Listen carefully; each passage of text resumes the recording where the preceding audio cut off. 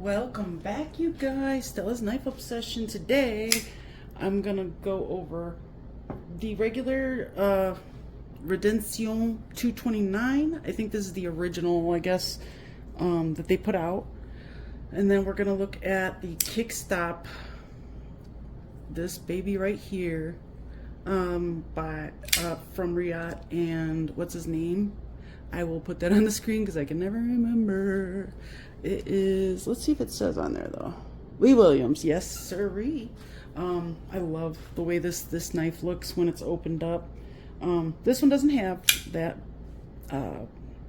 but as you can see, the if you like thumb stud deployment options, this one's phenomenal for that. It is different. You have to learn how to work with a Riyadh because they're very different than your everyday thumb stud knife. Now this one is awesome for those people who do like flipper tabs. This is, I believe this is the original size of the 229, but I'm not 100%. I don't know a lot about any Chavez knives, but I've always loved them. But now this with the Kickstop, the reason I love this so much, even though it doesn't have much of a sharpening choil at all, it does have a spot to choke up there in a better way rather than this like pokey spot right here, man. That's just too dangerous. That it's like a tepe choil almost, man.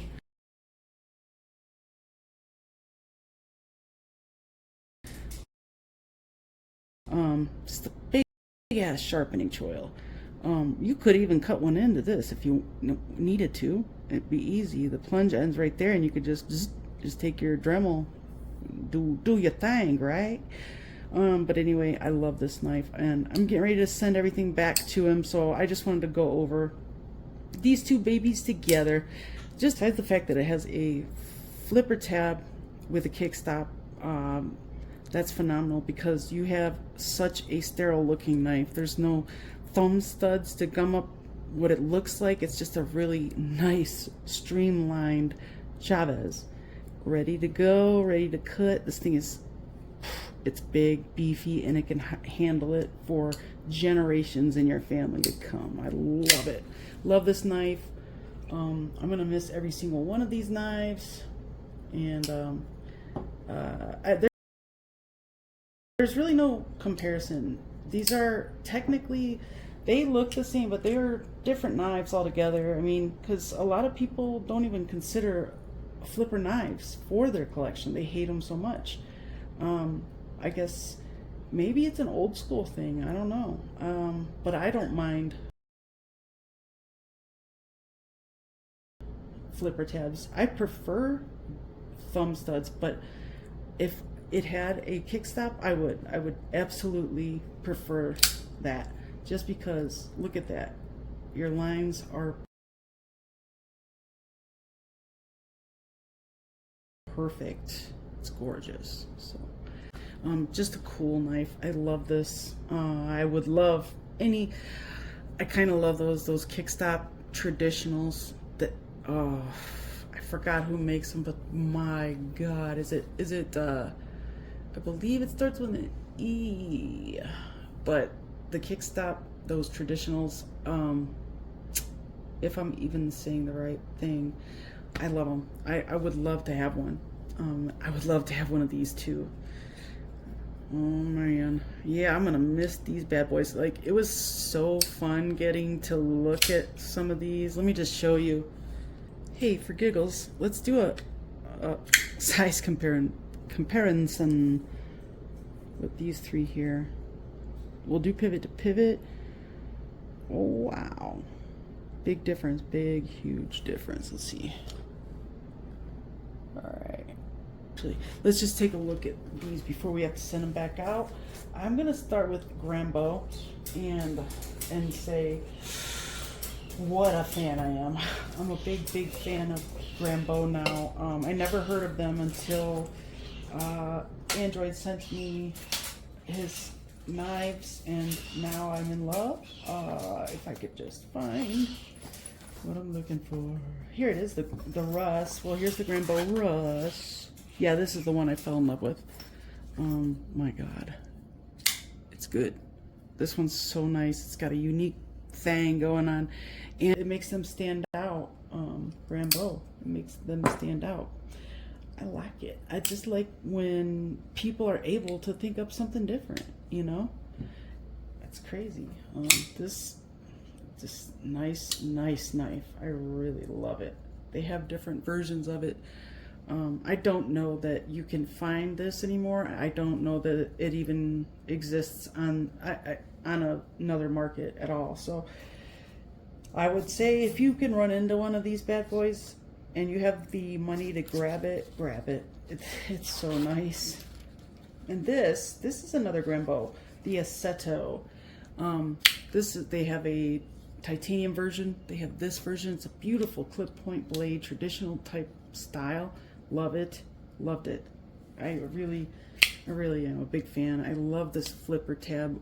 The style of that's engineering. That's ingenuity.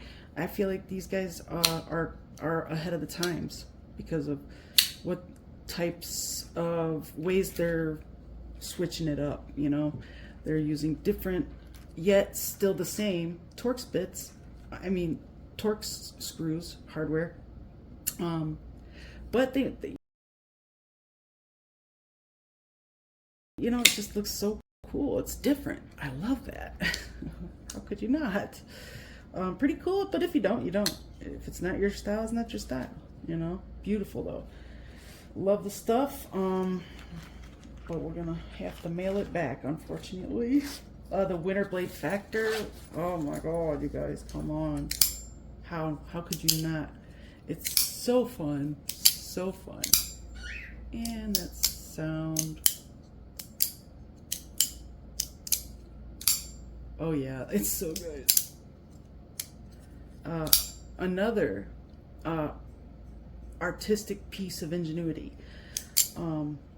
It's beautiful. It's so thin and so user-friendly. It fits in, it is wide in the pocket, but it doesn't really take up much room at all. So it's kind of okay. It's great that it's wide and flat. I think that's a great attribute of this blade. A great look for this blade too, because of the way they designed the blade. It just goes. I mean, the lines carry on through the body. It looks good. It's cohesive. I love this knife with all my heart. Yeah. I don't know if I'll ever have the opportunity to grab a Winter Blade Factor, but I would love to. I know that they're not even using the same. They're on like version 3 or something by now, I would think. Not sure, but then we have this bad boy right here. This one's different.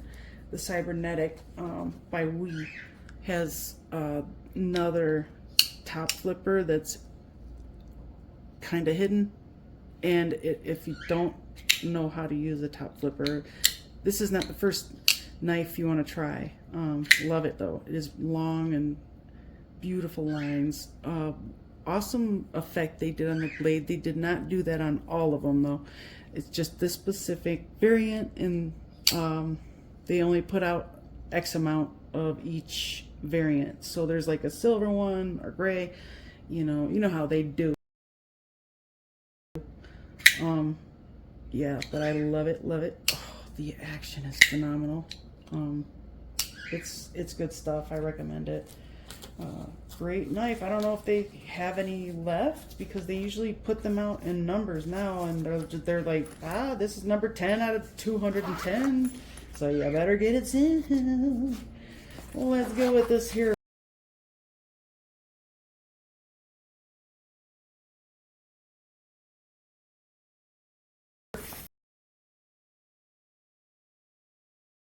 Fairchild. This thing's pretty ridiculously huge. Gotta love it. Supposedly they're coming out with a smaller one. I've seen some new kombu designs, which this one in particular I freaking love. I just saw it yesterday, so I can't remember what the name of this new knife is, but it's a good looking knife. And traditionally in his, you can always pinpoint a kombu design, and this is indicative of his designs, and so is this new one you'll see. If you're a fan, you're gonna love it. So then we have the Subvert, which I think is pretty awesome as well. I think you can get one of these for like between $400 and $600. So if you're going to grab one of these bad boys, you can use it for everything, pass it down generation to generation, but you're gonna pay for it. So is it worth it for you to have it in your family for 100 years? Yeah, I would say so, absolutely. It'll be around longer than 100 years, I'm sure. Then we have Jonathan Styles, the collab that he did with Tucson, and oops, and here it is. This one is the color version of the TS340 and N690 design. Jonathan Styles design, really cool. He does the Militaw for Kaiser, and this is right along the same lines almost. It's contoured scales instead of squared flat. This one's got this huge lanyard hole. It's got a different, yeah, it's a different design, but you can absolutely see the same design cues in it. So yeah, that one's awesome. I love Jonathan Styles. He's phenomenal. Just great designer. The Nixie, also touched by Tri-State. I love this knife. I love Todd knife and tool knives, and I really want the Nixie and the Live Wire. Is it the Live Wire or something like that? Malware. I don't know. Whatever it is, but I want it. I would like them all by them.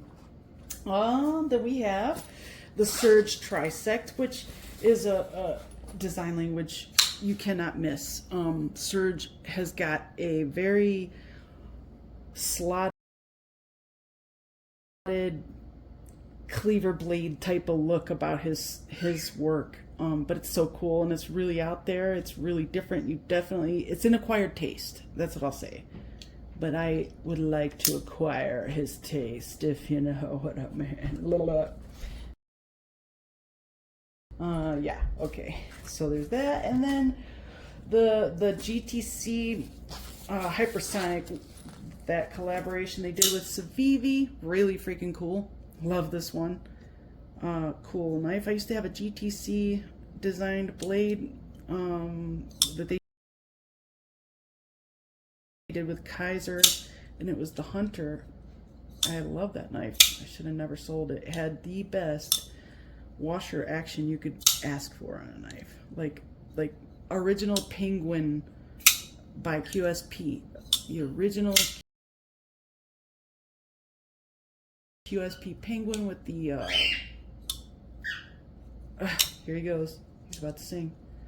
With the washers, it is so creamy. I actually like it better than the one with the bearings. So, all right. So let's get that put away. That bad boy. And we have the Kaiser Momo. You can't forget about that. He had to send the Momo to Utah because the Momos. Oh yeah, my two biggest problems with this was the fact that there's no access to the lock, but it's a cool looking knife. This would be perfect in the kitchen. So there's no access to the lock, but this is a pocket pecker and a half. It's a huge knife, so it's definitely going to be touching on a lot of stuff in your pocket. But it is cool nonetheless. I mean, it's pretty cool. I like that they called it the Momo, the VL Momo. I don't know really what that says. If I find the answer to that, I'll put it on the screen. Or if I don't, and you guys know the answer, leave a comment below and let me know.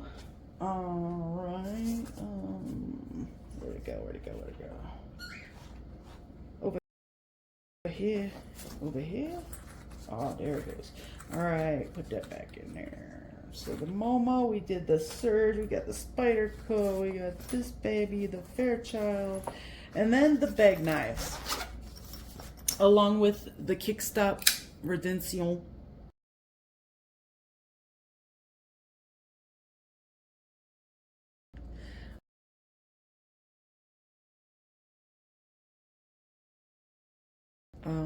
He trusted me with so much money here.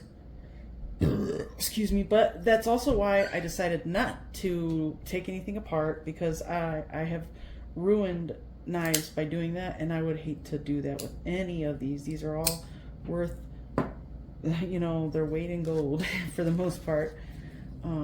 Here is the Bodega. Bag also came out with their own budget brand. Oh my god, is it good. I mean, their budget line. They have really beautiful budget knives. You have got to check them out whenever you get the chance. The Bodega has a sinister hollow grind. This thing is so deep and so good. It's almost as paper thin as a Civivi hollow grind. Civivi has some of the best hollow grinds in the game, but Bag knows what they're doing big time. Big time. Oh my god, I'm so funny. Okay. Let's stop. Okay, last one, the Mini Glimpse. Another beauty. Really nice polished G10. Feels so soft, so nice and comfy. And the way everything was chamfered, it's so comfortable in the hand. Like,